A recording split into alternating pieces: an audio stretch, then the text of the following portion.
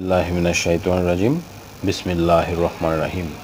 আজকে আমি আরেকটি ইসলামী সত্য ঘটনা নিয়ে গল্প বলবো। সেটা হচ্ছে হযরত ইউসুফ আলাইহিস সালামের কাহিনী। হযরত ইউসুফ আলাইহিস সালাম ছিলেন পৃথিবীর মধ্যে সবথেকে সুন্দর মানুষ। আল্লাহ পাক হযরত ইউসুফ আলাইহিস সালামকে সুন্দর অবয়বে সৃষ্টি করেছিলেন।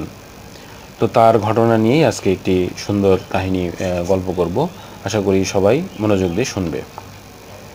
হযরত ইউসুফ আলাইহিসসালাম হযরত ইউসুফ আলাইহিসসালাম ছিলেন হযরত ইয়াকুব আলাইহিসসালামের সন্তান, আর হযরত ইয়াকুব আলাইহিসসালাম ছিলেন হযরত ইসহাক আলাইহিসসালামের পুত্র এবং হযরত ইব্রাহিম আলাইহিসসালামের নাতি।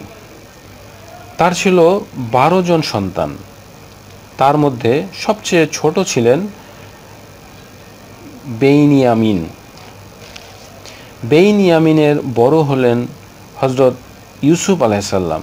হযরত ইউসুফ আলাইহিসসালামের সৎ ভাই ছিল 10 জন। হযরত ইয়াকুব আলাইহিসসালাম হযরত ইউসুফ আলাইহিসসালাম এবং বেইনিয়ামিনকে খুবই ভালোবাসতেন। তিনি ইউসুফ আলাইহিসসালামকে সব সময় কাছে কাছে রাখতেন। ইউসুফ ও বেইনিয়ামিন একসাথে খেলা করতেন। পিতা ইউসুফকে বেশি ভালোবাসতেন দেখে সৎ ভাইয়েরা তাকে হিংসা করতে লাগলো। তারা আড়ালে তাকে নিয়ে নানা কথা বলতো, কিন্তু প্রকাশ্যে বলতে সাহস পেত না, কারণ তাদের পিতা ইউসুফকে অত্যাধিক ভালোবাসতেন। একদিন সৎ ভাইয়েরা হযরত ইউসুফ আলাইহিসসালামকে খেলার কথা বলে মাঠে নিয়ে গেল। তারা দূরের মাঠে গিয়ে নির্জন এক স্থানে একটি কূপের মধ্যে তাকে ফেলে দিল। তারপর তারা বাড়ি ফিরে এলো। বাড়ি গিয়ে বাবাকে বলল ইউসুফকে বাঘে খেয়েছে, কিন্তু তাদের কথা শুনে ইয়াকুব আলাইহিসসালাম বিশ্বাস করল না। তিনি কাঁদতে লাগলেন এবং ধৈর্য ধারণ করলেন। ওইদিকে কূপে পতিত ইউসুফও আল্লাহকে গভীরভাবে বিশ্বাস করতেন। তিনি আল্লাহর কাছে সাহায্য প্রার্থনা করলেন। আল্লাহ তাকে সাহায্য করলেন। সেই পথে যাচ্ছিল একদল ব্যবসায়ী। তারা কূপের পানি তোলার জন্য বালতি ফেললে সেই বালতিতে উঠে এলেন হযরত ইউসুফ আলাইহিসসালাম। ব্যবসায়ীরা হযরত ইউসুফ আলাইহিসসালামকে মিশরে নিয়ে গেলেন। সেখানে তারা তাকে মিশরের এক উচ্চপদস্থ কর্মচারীর কাছে বিক্রি করে দিলেন। সেই সময় দাস প্রথার প্রচলন ছিল। ইউসুফ সেখানেই বড় হতে লাগলেন। তিনি মিশরীয় ভাষা শিখে নিলেন। তিনি যখন যুবক বয়সে, সেই সময় এক ঘটনার বিনা অপরাধে তাকে জেলে পাঠানো হলো।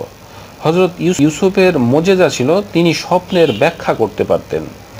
একদিন মিশরের রাজা এক অদ্ভুত স্বপ্ন দেখলেন। সেই স্বপ্নের ব্যাখ্যা কেউ দিতে পারল না।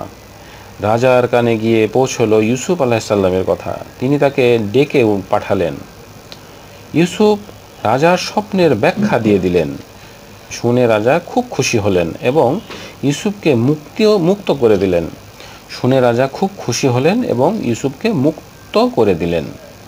তাকে দেয়া হলো শস্য ভাণ্ডারের দায়িত্ব। দিনে দিনে ইউসুফের বলা স্বপ্নের ব্যাখ্যা সত্যি হতে লাগলো। মিশরে ভীষণ খরা দেখা দিল। চারিদিকে হাহাকার শুরু হলো। ইউসুফ শস্য ভাণ্ডারের দরজা খুলে দিল দেশবাসীর জন্য। মিশরের মানুষ সেই খরার ধাক্কা কাটিয়ে উঠলেন। এই সময় ইউসুফের সৎ ভাইয়েরা খাবারের সন্ধানে মিশরে এলো। তাদের সাথে বেইনিয়ামিনও ছিল। ইউসুফ সৎ ভাইদের বিদায় করে দিয়ে কৌশলে ছোট ভাইকে নিজের কাছে রেখে দিল। ছোট ছেলেকে হারিয়ে হযরত ইয়াকুব আলাইহিসসালাম আরও বিমর্ষ হয়ে পড়লেন। তিনি আল্লাহর কাছে তাদের মঙ্গল কামনা করে কান্নাকাটি করতেন। তিনি এত কাঁদলেন যে অন্ধ হয়ে গেলেন। তিনি ছেলেদের আবার মিশরে পাঠালেন ছোট ছেলেকে ফিরিয়ে আনতে। তারা হযরত ইউসুফকে গিয়ে পিতার কথা বললেন। এবার ইউসুফ ভাইদের তার পরিচয় দিলেন। তিনি তাদের ক্ষমা করে দিলেন। তাদের তার জামা দিয়ে বললেন, এ জামা বাবার চোখে স্পর্শ করলেই আল্লাহর রহমতে তার দৃষ্টি ফিরে আসবে। ভাইয়েরা ফিরে গেল। ইউসুফ আলাইহিসসালাম যা বলেছিলেন ঠিক তাই ঘটল। ভাইয়েরা পিতা মাতাকে নিয়ে চলল মিশরে। অবশেষে ইউসুফ আলাইহিসসালামের সাথে দীর্ঘ অনেক বছর পর আবার তার পিতামাতার সাক্ষাৎ হলো। আজকের মতো এই গল্পটি দিয়ে শেষ করছি। সবাই ভালো থাকবে এই আশা ব্যক্ত করে, সবার মঙ্গল কামনা করে এখানেই শেষ করছি। সবাইকে ধন্যবাদ। আসসালামু আলাইকুম ওয়া রাহমাতুল্লাহি ওয়া বারাকাতুহু।